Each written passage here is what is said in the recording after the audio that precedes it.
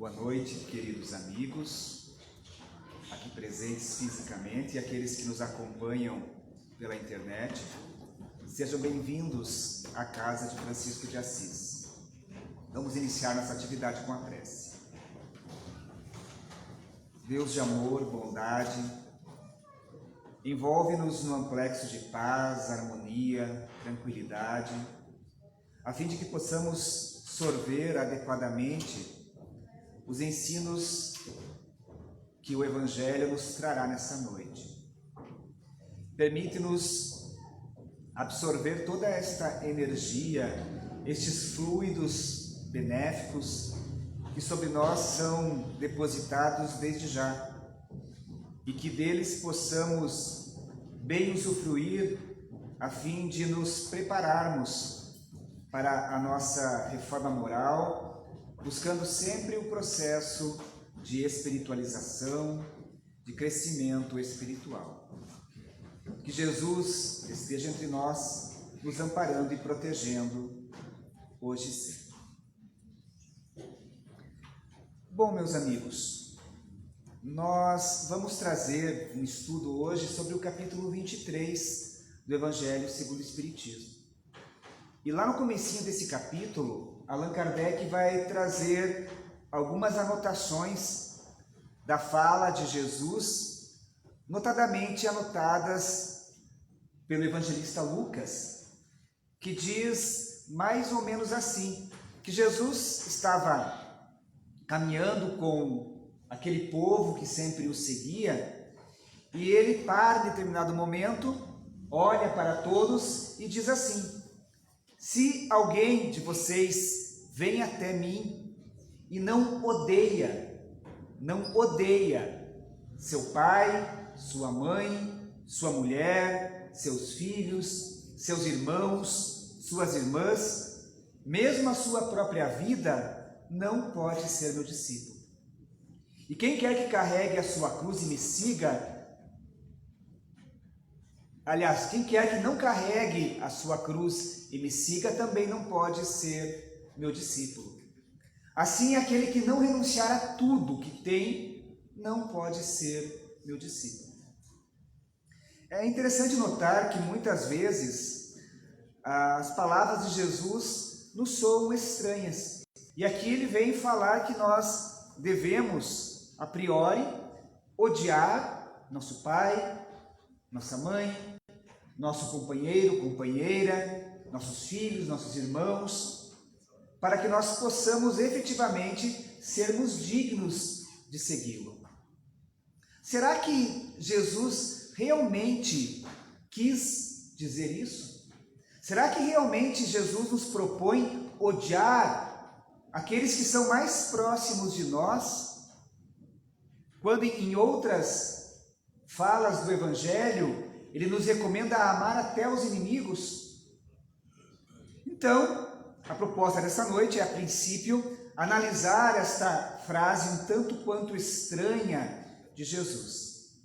E para entendermos a análise que Allan Kardec faz dessa frase, é preciso entender um pouco mais sobre o codificador.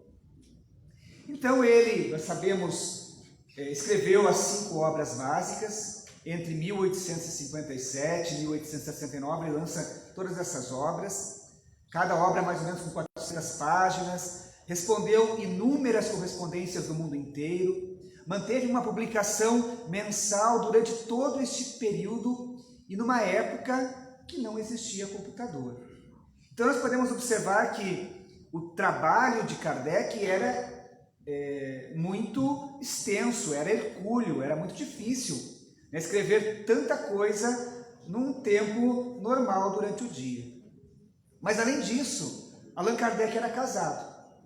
Casado, como ele dizia, com a doce Gabi, Amélie Gabrielle Baudet, sua esposa querida, que era 9 anos mais velha que ela e que foi, acima de tudo, a grande companheira durante todo este trajeto que ele empreendeu na codificação da doutrina espírita. Era uma mulher culta, professora, foi secretária de Kardec, inclusive, e também trabalhou durante toda a vida de Kardec e depois, quando ele desencarna, para a divulgação em favor do ideal espiritista. Kardec também contam que deve ter tido, pelo menos os registros nos fazem crer, uma filha adotiva que se chamava Louise e que desencarna muito cedo em 1845, provavelmente com 12 anos. São alguns estudos, algumas cartas que dão a entender que ele tinha uma filha adotiva. Mas por que eu estou falando isso? Para que nós entendamos que o codificador, apesar de dedicar a sua vida ao Cristo, era alguém que valorizava, que trazia muito forte os laços de família, os valores da família. Então, para que nós entendamos a proposta do Cristo e de um seguidor do Cristo, nós precisamos entender que ele sim, Kardec, tinha um apreço muito grande pela família.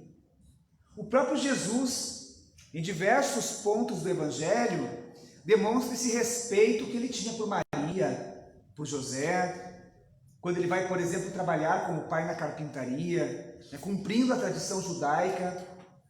Então, nós precisamos traduzir esta fala do Cristo de forma que nós possamos entendê-la corretamente. E Kardec vai anotar assim: os interesses da vida futura, da vida além desta vida, prevalecem sobre todos os interesses e todas as considerações humanas. Porque este pensamento está de acordo com a doutrina de Jesus. Ao passo que aquela ideia de renunciarmos à família seria uma negação dessa doutrina. Então nós precisamos entender mais ou menos essa questão fazendo uma comparação. Imaginemos, por exemplo, que nós somos pais e um de nossos filhos resolve estudar fora. Isso é muito comum. Vejam que ele não deixará de nos amar, não nos amará menos ou mais. Apenas o seu foco, o seu objetivo naquele momento foi alterado. A mesma coisa, Kardec usa essa figura de linguagem de um soldado que deixa a família para seguir ao fronte de batalha. Ele não ama mais ou menos a sua família. Ele apenas tem, naquele momento, uma tarefa diferente a exercer. Então, quando nós fazemos esta comparação, nós podemos pegar uma outra frase de Kardec que diz assim, que o afastamento, esse distanciamento, não reduz nem o respeito, nem a solicitude do filho para com os pais, nem a ternura destes para com aquele. Então, se nós tomarmos ao pé da letra, diz Kardec, tirando o termo odiar, aquelas palavras não são uma negação do mandamento que se prescreve, que nós devemos honrar pai e mãe, nem mesmo do afeto paternal. Quando nós fazemos uma análise talvez mais histórica dessa passagem, nós vamos compreender que as palavras lá no aramaico, que era a língua que Jesus falava, geralmente tinham múltiplos sentidos. E a palavra odiar, da mesma forma, porque ela significava efetivamente odiar, mas também significava amar menos. Então, se nós substituirmos o odiar por amar menos, nós conseguimos entender a essência do que Jesus quis nos trazer. Aquele que não amar menos a sua família do que a mim, não é digno de me seguir. Então aqui as coisas ficam talvez mais inteligíveis. Mas como assim, Edson? Nós devemos amar menos a nossa família do que Jesus, do que Deus? Na prática, deveria ser assim. Porque, afinal de contas, amar a Deus e amar a Jesus é nós colocarmos o nosso foco nas coisas da espiritualidade. E além do que, amor é uma coisa bem interessante, né? É a única coisa no mundo que se multiplica à medida que se divide mais. Então, quanto mais nós amamos, mais condições de amar nós temos. Então, quando fazemos essa proposta de amar a Deus, inclusive o primeiro mandamento diz assim: amar a Deus sobre todas as coisas e ao próximo como a nós mesmos. Nós estamos dizendo que este processo de busca pelo espiritual deve ser constante em nossa vida. E nem por isso nós vamos deixar de amar aqueles que são nossos queridos, que são os espíritos amigos que Deus teve por bem colocar junto de nós nessa encarnação. Então a proposta de Jesus é muito clara, que nós possamos dar menos valor às coisas materiais e mais valor às coisas espirituais.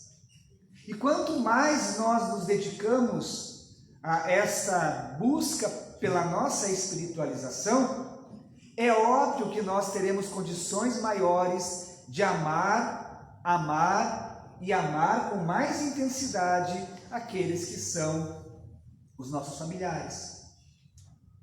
Então, essa proposta de Jesus realmente vem ao encontro da multiplicação que nós temos que fazer, do amor que temos pelas coisas do Espírito e por aqueles que são nossos companheiros de jornada. Kardec vai dizer assim também, que Jesus utilizava um recurso muito assertivo para a época que ele vivia. Então, para que ele pudesse, de certa forma, impressionar aquelas mentes ainda primitivas, porque isso foi há pelo menos 2000 anos atrás, ele precisava usar de hipérboles, de figuras que realmente fossem chocantes para que aquele povo pudesse entender. Porque eles não tinham ainda esse desenvolvimento do senso moral. Então, realmente, em alguns momentos, nós vemos que Jesus utiliza essa figura de linguagem para reforçar a sua fala e para que pudesse ser entendível às pessoas da época. Então, compreendendo que Jesus nos diz quando nós devemos amar mais a Deus do que a tudo que temos aqui na terra, nós vamos compreender que esta proposta de Jesus é uma proposta que inclusive amplia os laços de família. Porque, de certa forma, nos permite considerar como família toda a humanidade. Porque normalmente no nosso egoísmo, nós acabamos restringindo os laços de família àqueles que convivem conosco, esquecendo de que todos somos irmãos diante de Deus. Quando a gente faz a nossa prece, a gente não fala assim: ah, Pai, me ajude, ah, Pai nosso que estais nos céus. Então, e ainda a gente fala Pai nosso, reforçando a ideia de que Ele é Pai de todos nós. Então nós somos todos irmãos nesta grande família universal. E Jesus é também um irmão nosso, um irmão mais velho, mas que também merece ter esta participação nessa família que faz parte da nossa família universal.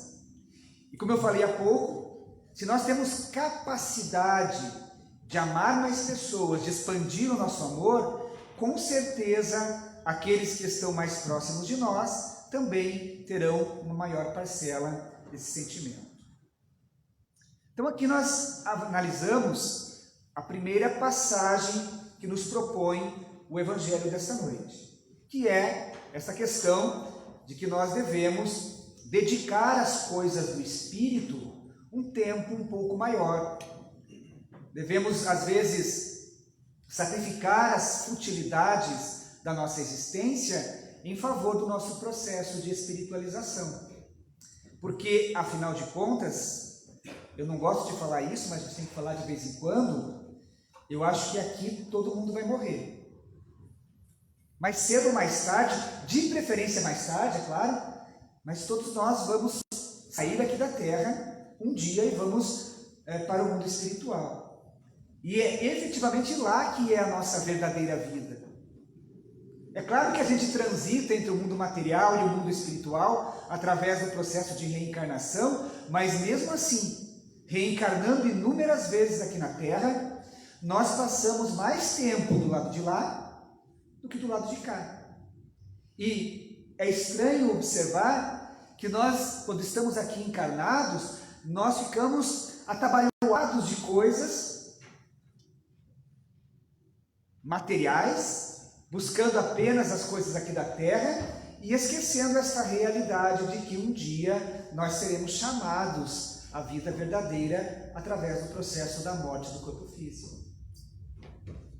Então, amar mais a Deus é efetivamente colocar a nossa atenção, colocar o nosso foco na busca por estes valores espirituais. Vou dar uma sugestão. Agora, no início de julho, nós estamos iniciando um novo ciclo do ESD, que é o Estudo Sistematizado da Doutrina Espírita. Então, é uma oportunidade de nós sacrificarmos 1 hora a mais por semana para investirmos no nosso crescimento espiritual. E vejam só como a casa, a Cefam, ela é generosa conosco. Ela oferece 2 dias. Nós podemos escolher se nós queremos vir na terça-feira às 20 horas ou no sábado às 15 horas. Trazendo, quem sabe, conceitos que nos ajudarão a entendermos melhor os mecanismos da vida para que possamos nos espiritualizar mais rapidamente. Daí podemos falar assim, Edson, mas eu já fiz o ESD 15 vezes. Faz mais uma. Porque, afinal de contas, o estudo do que somos em essência, que é espiritual, ele é um estudo constante. E nós não podemos, espíritas que somos, nos afastarmos desse propósito de conhecer cada vez mais. Então fica a dica, primeira semana de julho, daqui 2 semanas, terça-feira, 20 horas, e no sábado, às 15 horas, nós temos o ESD, que é o Estudo Sistematizado da Doutrina Espírita. Mas, vamos além. Nesse mesmo capítulo, tem uma outra passagem, agora anotada em Mateus, que ainda é mais chocante. Que Jesus diz assim: não pensem vocês que eu vim trazer a paz à terra. Eu vim trazer a espada, diz ele. Porquanto eu vim separar o pai do filho, a mãe da filha, a sogra da nora. Aqui é mais fácil, né? Mas tudo bem. O homem terá por inimigos os seus da própria casa. Então vejam mais uma passagem de Jesus que parece não sair da boca de alguém que veio propagar a paz. Em determinado momento ele diz assim: eu vos dou a minha paz. Como que aqui ele diz que vem trazer a espada? Também é preciso fazer esse exercício de compreender o contexto da época. Nós já falamos que Jesus usa hipérboles, usa figuras mais agressivas para que as pessoas da época pudessem entender, mas mesmo tirando essa questão da superlatividade da frase, eu vim trazer a espada mesmo, quero que tudo pegue fogo, há um significado oculto por trás dessas palavras de Jesus. E nós vamos tentar entender também através da história que sucede à desencarnação de Jesus. Nós sabemos que logo depois que Jesus desencarna, ele ressurge em corpo espiritual, que a gente chama de ressurreição, mas poderíamos dizer essa reaparição aos apóstolos, e depois disso eles se organizam na casa do caminho. E gente, não sei como que pode, foi só na época, eles se reuniram e de repente começou a ter conflito. Nas instituições que nós vivemos não há conflito, mas lá na casa do caminho eles começaram a brigar entre que um queria assim, o outro queria de outro jeito, e começou a ter essas dificuldades. E Paulo e Tiago também tinham grandes dificuldades. Paulo, quando se converte ao cristianismo, porque Paulo vem com aquela ideia de que deveria se romper drasticamente com o judaísmo. E Tiago, que estava ali tentando fazer um meio de campo, um contrabalanceamento, tentando agradar um pouco os judeus da época, já dizia que a circuncisão devia ser feita, ou seja, uma diversidade de opiniões que gerou alguma celeuma à época. Logo após isso, nos primeiros tempos, nós vamos começar a ter a perseguição aos cristãos. Os cristãos começam a ser perseguidos de maneira assim, bastante incisiva.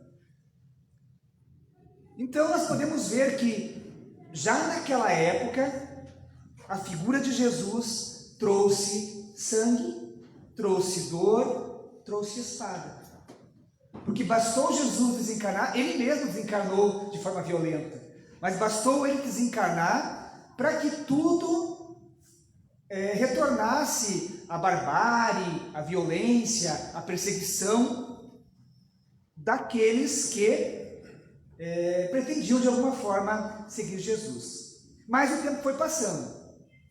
Lá pelo século III, Constantino e Licínio editam o Edito de Milão. Um pouquinho mais para frente, no ano de 380, o imperador Teodósio I declara que a religião oficial do Império Romano era o cristianismo, e nesse momento a igreja cristã deixou de servir a Jesus e começou a servir ao Estado romano, aos ideais de poder, se conspurcou, se transformou, se deteriorou. Então, a partir disso, nós vamos ver que aquela espada que antes ceifava a vida dos cristãos, começa a ceifar a vida daqueles que não pensavam tal qual a religião dominante, que era a religião romana. E a coisa foi piorando. Lá pelo ano de 553, quando era imperador Justiniano, contam as fofocas do mundo espiritual, não foi eu que estou falando, isso é fofoca, tá? Mas conta que o tal do Justiniano era casado, e casado com uma mulher que, de certa forma, mandava nele. Não mudou muita coisa, mas na época a mulher mandava no Justiniano. E essa mulher era muito impetuosa, era muito de opinião muito forte, né? E contam as más línguas, não sou eu que estou falando, que Justiniano havia encontrado a sua esposa num lupanar, numa casa de prostituição. E ele traz ela, casa-se com ela e transforma ela em imperatriz. E ainda quem conta isso é a fofoca, não sou eu. Dizem que a Teodora, que era a mulher de Justiniano, ela era muito cruel. Qualquer coisinha ela mandava cortar a cabeça, era assim uma coisa bem fora do comum, né? Inclusive na época que ela vivia na casa de prostituição, ela era muito má e fazia grandes atrocidades. Vejam como eu disse, não é eu que estou falando, tá? É uma fofoca. Mas enfim, a Teodora, na época, começou a pensar e se preocupar, porque corria um boato de que tão má era a imperatriz, que na próxima encarnação ela iria reencarnar pobre e pagar todos os crimes que ela estava impetrando nos seus súditos. E a Teodora ficou muito preocupada, porque ela não queria, primeiro, reencarnar pobre, e segundo, pagar pelos crimes, afinal de contas, ela era a imperatriz. E começou a pensar em como resolver essa situação. Então ela chama o Justiniano: marido, vem cá, o negócio é o seguinte, tem essa tal de reencarnação aí, mas eu não quero esse negócio não. Eu não vou reencarnar e pagar pelos meus erros. Então a partir de agora, vai lá e decreta que esse negócio de reencarnação não existe. Então a partir da vontade da Teodora, que mandava no Justiniano, aboliu-se da religião oficial a ideia da reencarnação, lá pelo ano de 553 depois de Cristo. E a partir daí, né, essa doutrina que tanto consolo, que tanto esclarecimento nos traz, foi banida. A partir daí, as atrocidades se ampliaram.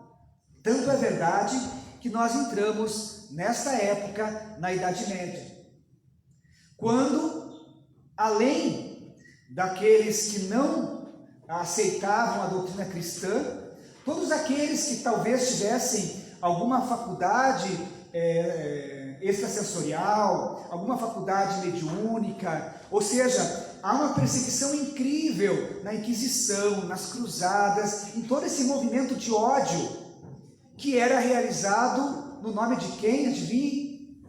No nome de Jesus.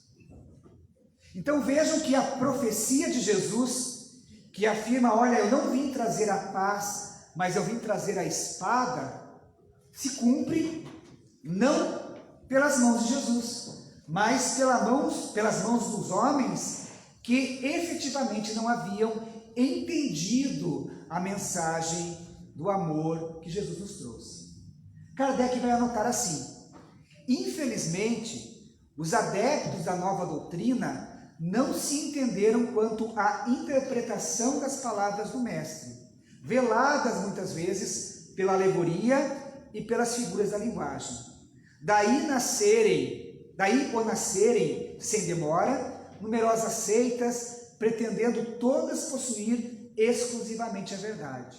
E nessa divisão, inclusive, da interpretação das palavras do Cristo, que começa também a se ampliar esta espada, que talvez não ceife vidas, como há alguns séculos, mas que acaba ceifando ideais, proposições, que acaba tirando do coração daqueles que talvez esposem doutrinas religiosas diferentes a esperança, o amor.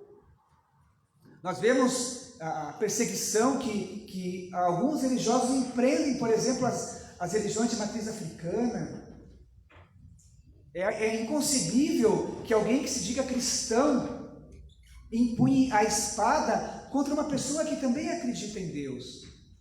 Então tudo isso vem efetivamente confirmar esta palavra, esta profecia, se assim podemos dizer, de Jesus.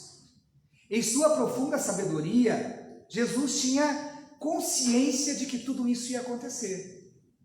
Mas essas coisas eram inevitáveis, não porque Deus tivesse programado isso para a humanidade, mas porque eram inerentes à inferioridade humana, que não podia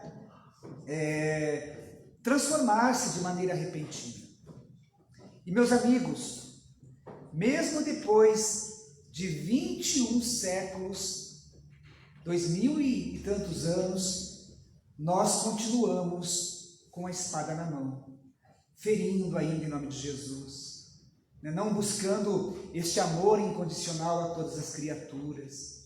A perseguição religiosa que falamos há tanto é tão comum nos dias de hoje, o preconceito racial, o preconceito por conta do sexo, diversas coisas que efetivamente não cabem mais no século que nós vivemos. Nós que somos cristãos devemos deixar para lá a espada que atinge os nossos irmãos, porque nós, reiteramos, somos todos irmãos nessa grande família universal, e começar a viver tal qual Jesus nos propõe.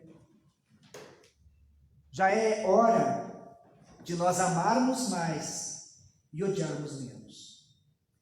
Eu vou encerrar a nossa conversa com um conto que eu já contei aqui umas 100 vezes, mas eu gosto tanto dele que eu repito novamente, então peço desculpas. Mas conta-se que Eurípides Barçanufo, que era um grande missionário da mediunidade lá em Minas Gerais, ele tinha muitos episódios de desdobramento, ou seja, durante o sono ele saía do corpo e tinha atividades que realizava no mundo espiritual, junto aos seus mentores, junto à espiritualidade como um todo. E certa feita ele se desdobra e ele se vê subindo cada vez mais. E de repente, depois de alguns minutos, quiçá horas, do ponto de vista espiritual, ele se vê num campo verdejante, muito belo, com flores que ele nunca havia visto aqui na terra, de cores que a palavra humana era incapaz de corresponder à realidade. E Começa a olhar para cá, começa a olhar para lá, e lá na frente ele observa que havia uma pessoa. E ele caminha em direção a essa pessoa. Chegando perto, ele observa que era um homem de cabelos a nazarena, pouco mais compridos, e que aquele homem chorava. Nesse momento ele compreende que à sua frente estava Jesus. Eu fico imaginando, e por isso que eu gosto tanto dessa história, a emoção de Eurípides de olhar assim, né, frente a frente, como estamos aqui com Jesus.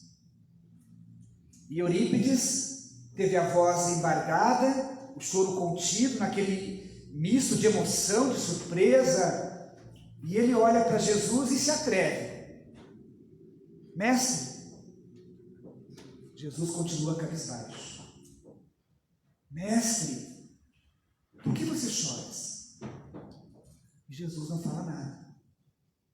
Choras por um acaso, por aqueles que ainda não conhecem as verdades do Evangelho?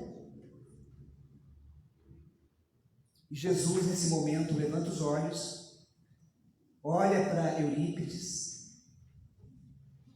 e numa voz que talvez se assemelhasse ao canto dos anjos, pela suavidade, mas também pela força, com aquele olhar que fulminava qual uma chama que não se apaga, diz para Eurípides: não, eu não choro por aqueles que ainda não tiveram oportunidade de conhecer o Evangelho. Eu choro, Eurípides, por aqueles que conhecem o Evangelho, mas ainda não o praticam. Então, meus amigos, possamos, nessas duas propostas desta noite, amar efetivamente as coisas do Espírito, com dedicação, com amor efetivo, com motivação, e que possamos também guardar a nossa espada que a tantos fere, e passemos a partir de agora a não ser mais o motivo do choro do Cristo, conhecendo o Evangelho e não o praticando, mas possamos sim ser aqueles que, conhecendo o Evangelho, levamos o amor a todos os cantos da terra. Nos abençoe, Jesus, uma vez mais, e agradeço a atenção de todos, os amigos que nos acompanham em casa, também a nossa gratidão, e nós vamos de imediato à prece, para que possamos, aqueles que quisermos, receber os fluidos através do passe. Então, Mestre Jesus, perdoa-nos se tantas vezes lhe magoamos o coração magnânimo. Perdoa-nos se tantas vezes nos desviamos do Evangelho, das práticas do amor, e nos ensina a caminhar por caminhos mais floridos da paz, do equilíbrio, da espiritualização que nos cabe, do perdão, da tolerância, da indulgência, de todos aqueles sentimentos que nos aproximam de Deus. Nós agradecemos imensamente a oportunidade de aqui estarmos, mas reconhecemos, Senhor, que ainda somos tão pequenos e precisamos tanto das benesses da espiritualidade. E por elas nós imploramos nesse momento que possamos de alguma sorte receber não exatamente aquilo que pedimos, mas aquilo que mais necessitamos. E que possamos sair dessa casa ou receber em nossa casa todo este amor transformado em energias salutares, em fluidos benéficos que nos darão a força para lutarmos contra todas as dificuldades do carreiro. Sê conosco, amigo Jesus, hoje, agora e sempre. Muito obrigado.